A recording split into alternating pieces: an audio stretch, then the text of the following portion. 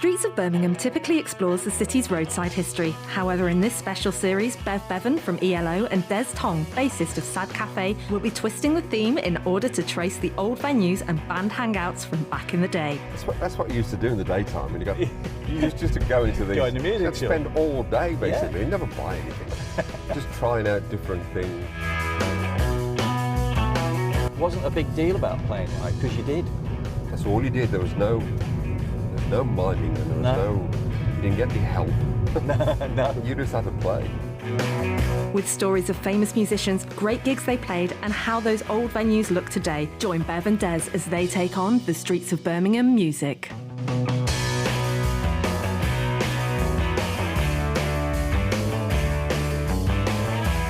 Yeah, right. Here we are again. I know. And look where we are. How many years since I was here? It's a lot. It's a lot of years. And this is, you're telling me it's the Grosvenor Studios. It's called Grosvenor Studios now. Which means nothing to me, but it was Hollick and Taylor. Yeah. We first came here when I was with Denny Lane and the Diplomats. We, paid to make some demos. Yeah. So to send off to record companies and try and get a deal or get some interest in our band. Yeah.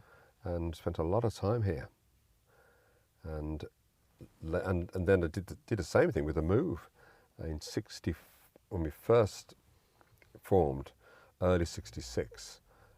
We made some demos which I'd forgotten all about, and last year they re-released all the Move albums, beautifully packaged actually, or every one of them.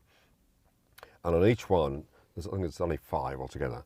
And on the first one, which was just called The Move, they put this amazing amount of bonus tracks on it. Right. A lot of them were live BBC sessions. Yeah. But also, they found 3 or 4 tracks that the first things we ever recorded. Right. And they were I've done forgotten here. all about them. Fantastic. And they were done here, yeah. And you did the Funky Moped with Jasper Carrier, didn't you? We did. And that's a story. And that was again. produced by Jeff Lynne, wasn't it? Yeah. Although he didn't actually credit him, did it? It didn't, and it was obviously Jasper singing doing the song, which is a Chris Roman song, American guy, a friend of his. Right. And it was the guy that I use in my band on bass, Phil Tree. Right. It was Richard Tandy from ELO on keyboards. Yeah. It was me on drums, and it was me singing Funky Moped. And Jeff didn't. When Jasper said, "Oh, Jeff, do you want produced by Jeff Lynne?" He went, No. And he said, "Well, I've got do you want some money?" And he went, No, not really. He says, and Jasper, "Well, I'll tell you what, we haven't got any publishing for the other side of the record, which was Magic Roundabout." Yeah. And he says, "I'll put it through. You could have it in your publishing company." Right. And because the record was such a massive hit in 1975, got this top 5 hit. Yeah. And of course, on the B side, earned fortunes. Yeah. So tidy little earner. It was a very tidy little earner. And the other thing, which not a lot of people know, is that they did the sound effects for Thunderbirds here. Which were for the time were amazing. Jerry Anderson used to come here, and Sylvia. Yeah. And they used to do all the the sound effects, the planes taking off and all that, and they actually made them here. And how good that it's still a recording studio. It is, yeah. It's like a community. I think it's a community-based thing now. When I get me moped out on the road, I'm gonna ride. When I get me moped out on the road, I'm gonna ride. When I get me moped out on the road, ain't nobody gonna tell me where to go. No, when I get me moped out on the road, I'm gonna ride.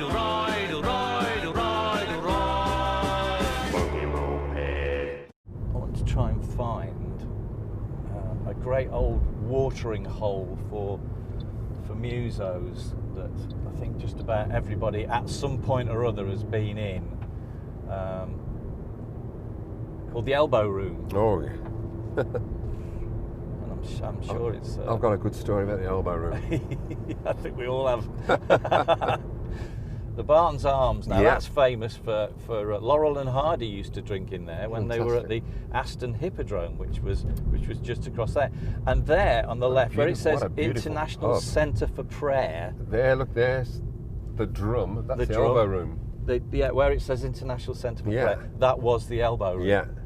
Well, the elbow room was quite jazzy, and it was quite a classy kind of place, really. Yeah. Yeah. But I used to go. Bands would play live. I'd played there loads of times. I played there. Steve Winwood played there. Steve Winwood played there. Yeah. Tell you used to use it a lot. UB40. Yeah. Robin and I and never. Alan. I used to go in the 60s and 70s. I never went after that. Really.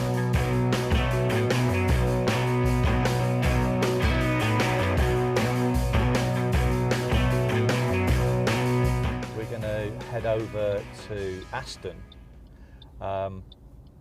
and then on to Erdington. But in Aston, obviously, there's a place. So that it's been a few things, but it was the original ATV building. Yeah. Well, I played with the Diplomats. I think Denny Lane, the Diplomats, and the Diplomats after Denny left, and it was used to have a show called For Teenagers Only. And I remember us being, and one show we did was with a band called the Mojos. Right. From Liverpool. Oh yeah, the And they had a Mojos, hit yeah. called Everything's All Right. Yeah. I think it was the first kind of remotely famous band we ever actually worked with. Right. And there were real screaming girls. It was proper screaming girls gig. And it was great having a live rock show Yeah. in Birmingham to play on. Yeah. It was amazing. Yeah. Well, they did in those days, though, didn't they? I mean, you know, it wasn't a big deal about playing live because you did. That's all you did. There was no miming, and there was you didn't get any help. No. You just had to play, and you played so many gigs. I said with Denny Lane and Diplomats in '63. I've still got the list of all the gigs we did, and it's amazing. We averaged 10 gigs a week. Yeah. Now That's here it is. extraordinary. This is the It building, is. isn't it? Yeah. It says offices. That's the original ATV building. It was, yeah. Radio House. Radio House. Yeah. Because it then became BRMB after that, didn't Yeah. it? Yeah. Amazing.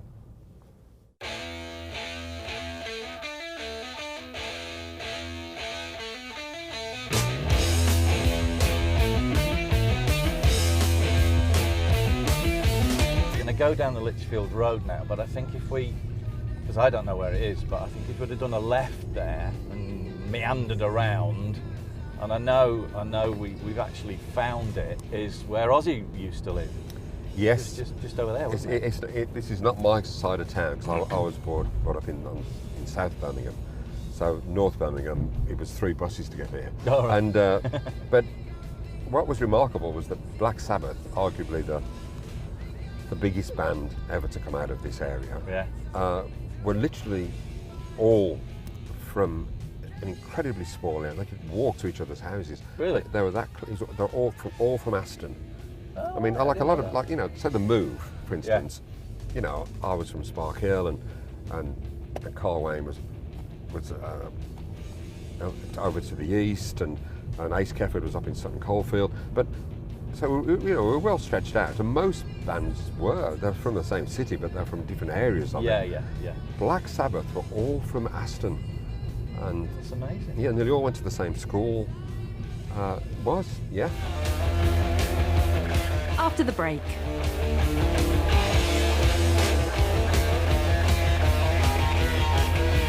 Chicago. Remember Chicago? They played here, didn't They they? played here. Wow, well, it's Yeah. one of my favourite bands, Chicago. Chicago. T-Rex were here.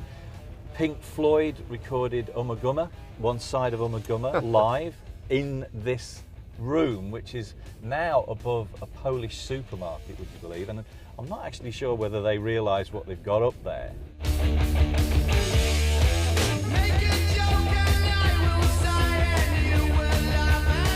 The Belfry was, which is now best known as a well, Ryder Cup worldwide golf, isn't it? as a golf course. But it used to be a regular, particularly on a Monday night, and it was certainly the first gig the Move ever played. Right.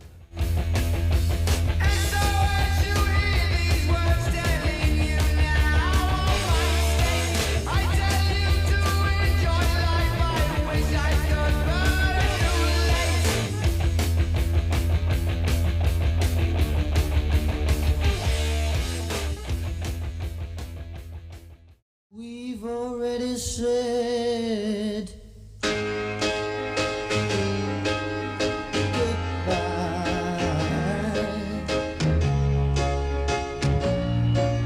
Since you gotta go, oh, you better go now. We're coming up to Erdington.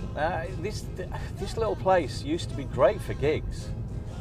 Way back, just coming up on the left, which is a Tesco's now. But there used to be the Queen's Head there, and that used to be a really well-known gig, didn't it? I played the Queen's Head at Erdington, absolutely. Yeah. It was just, there's certain gigs that you'd put in your diary that you'd play at least, say, once a month. Yeah. And this was one of them. Yeah. Just at the back of there. And it's now Tesco. Yeah. Tesco Express. Yeah. Shame. It is a shame. It's a shame that's not a venue where young bands can still play. Yeah. Yeah. Yeah. Exactly. And now we're going to go down Erdington High Street. Yeah. Because just at the top here, it was originally the Carlton Club, wasn't it? Well, and I worked at the Carlton Club a lot. Yeah. I mean, a lot more than Mothers. Mothers, yeah. Well, Moody Blues started there, didn't they? Yeah, yeah. But the Carlton Club, again, was one of those regular venues you'd play at least once a month. Right. But then Mothers became not just famous in this country, became worldwide famous. Yeah. I mean, John Peel was the DJ there. And there's as we'll see in a minute, they were awarded a plaque for the best rock club in the world. In the world. There's still a group of people who meet in the church across the road every year, like the Mothers Appreciation Society. Yeah. Every week on Facebook there's a new piece of memorabilia pops up. Somebody's got the Xerox sheet, you know, that used to say who was coming on, and the list of names is unbelievable. Chicago, you remember Chicago? They played here, didn't They played here. Wow, well, it's one of my favourite bands, Chicago. T-Rex were here. Pink Floyd recorded Ummagumma, one side of Ummagumma, live in this room, which is now above a Polish supermarket, would you believe? And I'm not actually sure whether they realise what they've got up there. No, they probably don't. But no. But here it is on the left-hand side. You can see the plaque, and you can see in the window above it all the stuff that they've got there. That was actually Mother's nightclub. People used to queue down Erdington High Street. They absolutely did. They came from all over Europe to go. Amazing. Yeah. Absolutely amazing. And sadly gone. Gone. Yeah. I came to the actual day when the council awarded them the plaque, and one of the guys who used to run it, he made like a little speech. He said something really funny. He said, my girlfriend used to get really annoyed because he said when I used to go out, I used to say I'm going to Mother's. Yeah. and she got really upset because she thought I was always going up to see my mum. But yeah, I mean, what a fantastic legacy. Sadly, it's not recognised by many people. Certain things should almost, like by law, be made to still be to be retained for posterity and for history and whatever. Yeah. And that would be an example. It really would. Yeah.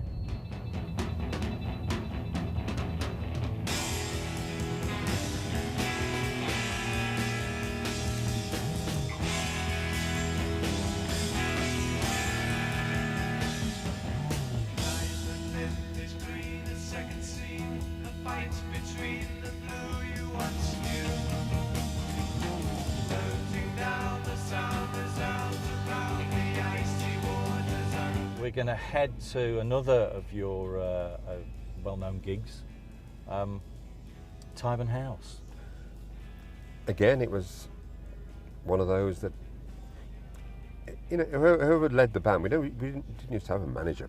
This was certainly Denny Lane Diplomats' time, and either Denny or myself, you know, you just phone the manager of the Tyburn House and say, oh, it's Bev from Diplomats.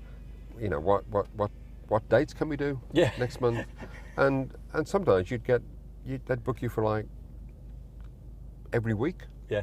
And you just write it in every Tuesday for Tyburn House, Erdington. Yeah. And you'd finish, because it's a pub, you'd finish your set by probably 10 o'clock, 10:30 at the latest.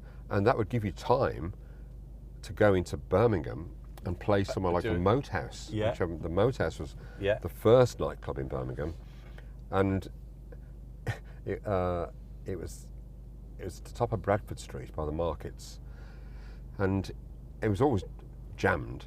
And you'd already done one gig, so you'd unloaded your van, set your gear up, played your show, which would be long as well, a couple of hours, and then you'd reload the van, you'd drive into Birmingham, and then you park outside the Moat House, and what you were met with was this about 40 steps, and it was a really steep staircase straight up, and you're carrying the bass amp or something with the concrete in it. Yeah. And the only good thing was people were always queuing to get into the Moat House, and you'd always find suddenly you have an instant road crew. Yeah. We never had a roadie, but suddenly for free. You've got 3 or 4 guys. I'll give you. Let me carry that, mate. Yeah. And of course they'd get in for free then. Yeah, of course they would. Yeah. Yeah. So you carry it, mate. Good for you. And the group van, that was your most important instrument that you owned. Was your group van, the group really. van. Yeah. And if ever when it did finally blow up, that was a major. Yeah. Major. I looked in the sky where an elephant's eye was looking at me from a bubblegum tree, and all the time knew was the hole in my shoe, which was letting in water.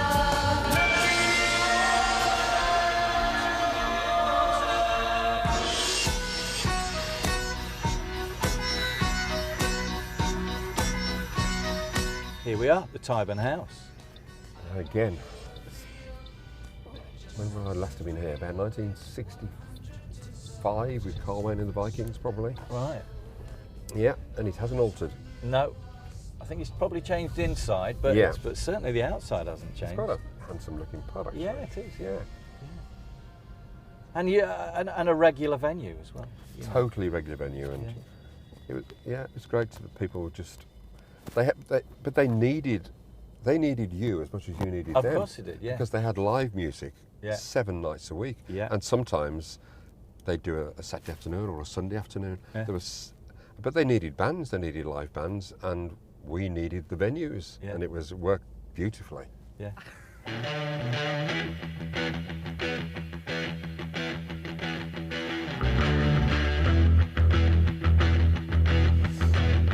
And about 15 minutes up the road, you got the Belfry. The Belfry was, which is now best known as worldwide as a golf course. But it used to be a regular, particularly on a Monday night, and it was certainly the first gig the Move ever played. Right. And then we went on to the Cedar Club. Yeah. One of those doubles. Yeah. So in the same, it was January '66, and the first gig we ever did was the Belfry. Right. But I used to regularly, in the '70s as well, go over to they used to have some great acts on at the Belfry. I remember seeing Led Zeppelin live at the Belfry. Really? Yeah. Wow. Well, that was good, wasn't it? Yeah, it could be in that North Birmingham. North I'm a southerner. I mean, Erdington got so many great memories and stuff, especially mothers, I mean. Yeah, that's world famous. Yeah. That's something special. Yeah. Next week on Streets of Birmingham Music,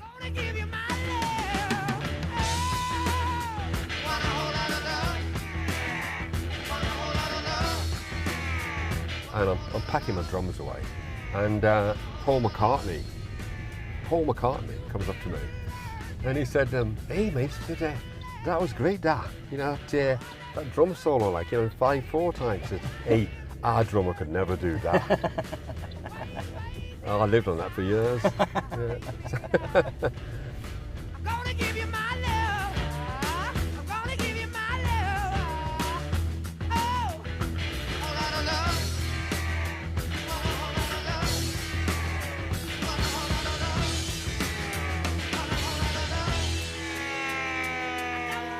By the time I got to our third album, El Dorado, that was a gold album in America. Can't Get It Out of My Head was a top 10 single. Yeah. Those weren't hits in Britain. Right. They weren't. It wasn't a hit single. It wasn't a hit album. So we actually, but we did it. We went to America and we just opened for so many people. Yeah.